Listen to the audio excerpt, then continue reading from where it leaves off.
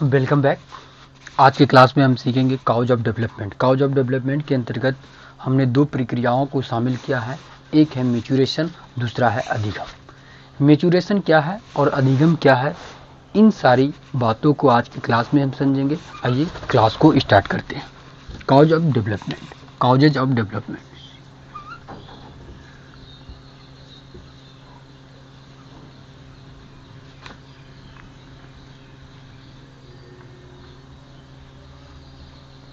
Development,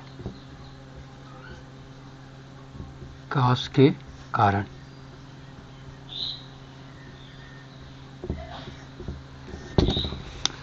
विकास के क्या कारण हो सकते हैं?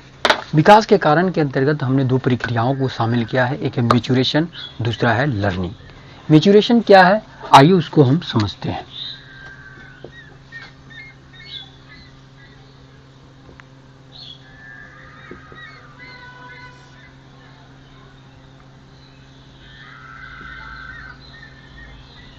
परिपक्वता, इसका हिंदी होता है परिपक्वता, और दूसरा प्रोसेस है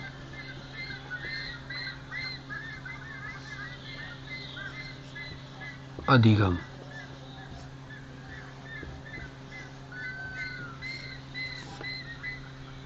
इसको बोलते हैं लर्निंग।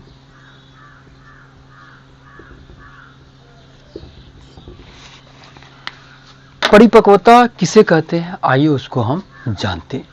परिपक्वता क्या है, मैच्योरेशन क्या है, यह परिवर्तन यह जो परिवर्तन होता है, यह परिवर्तन उनकी चिंतन क्षमताओं को विकसित करता है, उनके गत्य कौशल को विकसित करता है। कहने का मतलब है यह बच्चों में उनकी आनुवांशिकता के अनुसार, उनकी जो है ये बच्चों में उनके आनुवांशिकता के अनुसार होने वाले जैविक परिवर्तनों का क्रम है। उनकी आनुवांशिकता के अनुसार होने वाले जैविक परिवर्तनों का क्रम है, और यह है उनकी चिंतन कौशलों को विकसित करता है, उनकी गत्य कौशल को विकसित करता है, उनके अंडरस्टैंड को विकसित करता है, उनका प्रॉब्लम सॉल्विंग को विकसित करता है। तो इन सारी प्रक्रियाओं में मैच्योरेशन आता है। कहने का मतलब है कि एक बच्चे के अंदर मैच्योरेशन तब आता है जब उनका जो है ना थिंकिंग पावर डेवलप हो जाता है। मतलब बच्चे के अंदर मैच्योरेशन आने से उनकी थिंकिंग पावर का डेवलपमेंट हो जाता है, बच्चे के अंदर प्रॉब्लम सॉल्विंग की क्षमता बढ़ जाती है। कहने का मतलब हुआ कि एग्जाम्पल के तौर पे लेते हैं, एग्जाम्पल से हम समझते हैं।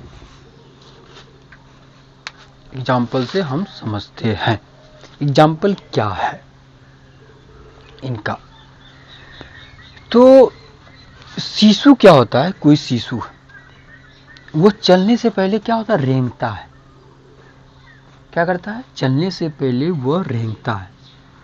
तो क्या हुआ, उनके अंदर मैच्योरेशन आता है, परिपक्व आता है, तो वह एक अवस्था ऐसा आता है कि वह चल पाता है। क्या आता है, वह चल पाता है। आइए अधिगम को समझते हैं। अधिगम क्या है? अधिगम अपने विचारों, भावनाओं, अपने व्यवहारों को अस्थायी रूप से परिवर्तन लाना, उसे हम अधिगम कहते हैं। अधिगम तब होगा जब बच्चे में मैच्योरेशन होगा। यह दोनों एक दूसरे के पूरक भी हो सकते हैं। मान लो कोई बच्चा है, वह किसी खिलौना को पकड़ता है, तो खिलौना को पकड़ने के लिए उनके उंगली में कभी मैच्योरेशन तो आया होगा। शुरू में बच्चा खिलौना यदि पकड़ता होगा तो वो छूट जाता होगा, वो सही ढंग से अपने उंगली को कंट्रोल नहीं कर पा रहा होगा। धीरे धीरे क्या होता है कि बच्चे के अंदर मैच्योरेशन आता है, और वो बच्चे क्या करते हैं, एक टाइम ऐसा आता है कि बच्चा जो है ना खिलौना को सही ढंग से पकड़ लेता है। इससे अंदर क्या हुआ, बच्चों के अंदर मैच्योरेशन आया, धीरे धीरे उसके अंदर अधिगम भी आया, एक व्यवहार में परिवर्तन हो गया अस्थायी रूप से। क्या हुआ? उंगली पे कंट्रोल हो गया तो क्या हुआ? अस्थायी रूप से उसके व्यवहार में परिवर्तन हो गया। तो आज की क्लास में हमने क्या सीखा? Cause of development. Cause of development के अंतर्गत हमने दो प्रोसेस को शामिल किया, एक है मैच्योरेशन, दूसरा है अधिगम।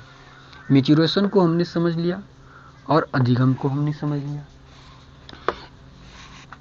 मान लो कि यहाँ पर हमने बोला कि जब बच्चों में उनकी आनुवांशिकता के जैविक परिवर्तनों का कर्म। देखो डेवलपमेंट में क्या होता है, डेवलपमेंट, अब मान लो कि हम यहाँ पे हैं, हम अभी हैं, तो हमारी जो पीढ़ी है, आने वाली पीढ़ी है, क्या है? डेवलपमेंट कर रहा होगा।